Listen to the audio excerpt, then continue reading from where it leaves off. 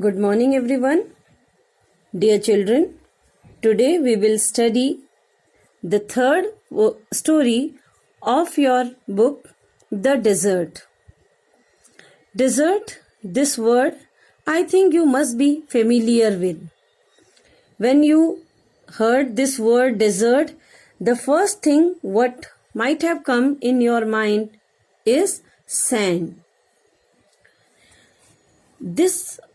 A desert is generally without water and vegetation. A green patch with fresh water and green trees in the middle of a vast desert is a beautiful sight. A desert may be too hot or too cold.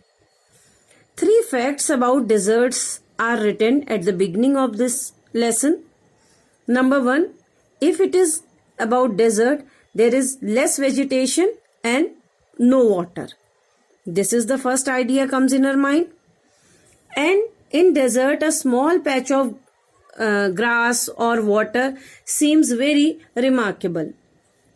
And desert is always, as I told you, the first thing comes in our mind when we hear desert, that is sand. But desert is not always sand, meaning it can be hot, but it can be cold too, meaning there must be snow. It can be a desert where only snow is there. So let's start this story, or it's not a story actually, it is a description about desert.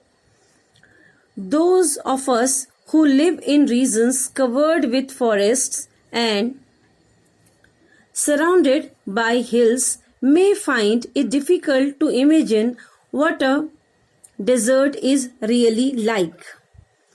The writer says, if we are living in a place where that area is completely covered with forest, so for us it will be very difficult to understand what the place desert is, because we have never seen a place desert. So it is at that time it is very difficult for us to imagine what that desert will be.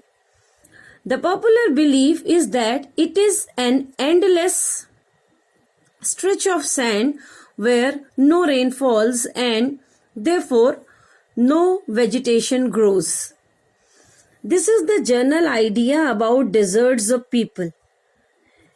Generally people think desert is a vast area of sand where there is no water. So as a result of that, there is no vegetation also. It is dry, hot, waterless and without shelter. So people think desert is dry, hot, without water and without shelter. Because there is no vegetation, so nobody lives there. But this is not entirely correct. For those who have studied it, the desert can be a beautiful place. It is the home of a variety of people, animal and plants that have learned to live under very hot and dry conditions. So this is a partial truth. It's not entirely correct that desert is only dry, hot, without shelter place. No, desert can be very beautiful. Those who have studied desert, they know it very well that deserts can be beautiful. And desert is a place where animal, plants, people, those who are living there, they have accustomed themselves under very hot and dry conditions. Because they have accustomed themselves, they were able to live or survive in that hot circumstances, dry circumstances. That's why they could survive there. True, the ground is not always hidden by a cover of grass, plants and trees as it is in other climates. Surely, that desert is not always covered with grass, generally as it happens in other climates where enough rainfall is there. But whenever it rains, which is rare meaning very less, desert flowers bloom and The sight can be as rewarding as that of any tropical garden. But it's not so that deserts are not at all beautiful. Though they have less rainfall, but whenever rainfall is there, so plants and flowers also bloom there. And it's a very rewarding, meaning a good sight to see. A desert is not always a flat, unchanging wasteland of dry sands. It may have mountains and hills. It may have an oasis, big or small. Deserts is not only always sand, but they have mountains, they have hill stations, and they can have big oases as well. It's not that only desert means only dry wasteland. It is not so, but the general public believes so. An oasis is like a green island in the middle of a desert where a spring or a well gives plants and trees a better chance to grow. Oasis is a place, green place, where water is also there. A desert may be hot like the Thar or cold like Ladakh. As in the beginning, this statement was given that desert can be hot, can be cold. So one example of Indian hot desert is Thar given, another one is Ladakh.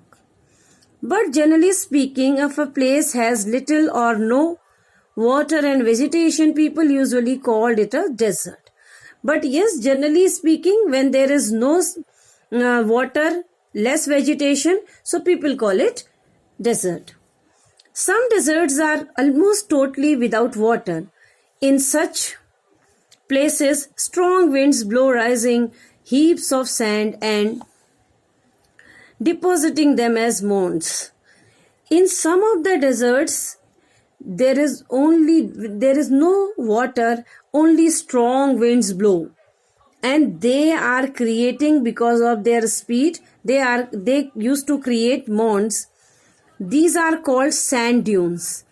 Mounds meaning the mountains of sand that shift and move endlessly across the desert. Few plants can survive on such dry shifting sands.